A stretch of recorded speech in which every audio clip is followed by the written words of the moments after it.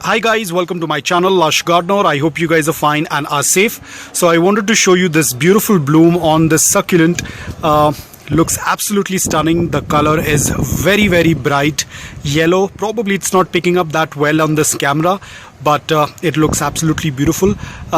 With the contrast of those dark green leaves of the succulent, looks stunning. I didn't even expect it is going to flower so soon because I had just neglected it. In fact, it was not doing quite well, so I had just kept it in a corner. And today when I was just doing a little bit of cleaning around the garden, and I happened to see something very bright in this pot, and I seen the flower and I was very excited about it, and I wanted to share it with you guys. You can see a very beautiful succulent. It's more like a stone cover.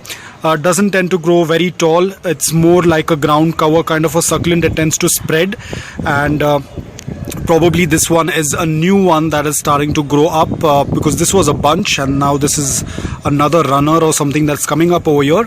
But it looks absolutely beautiful. I really love the flower. A very unusual flower for succulents, but an absolutely stunning flower.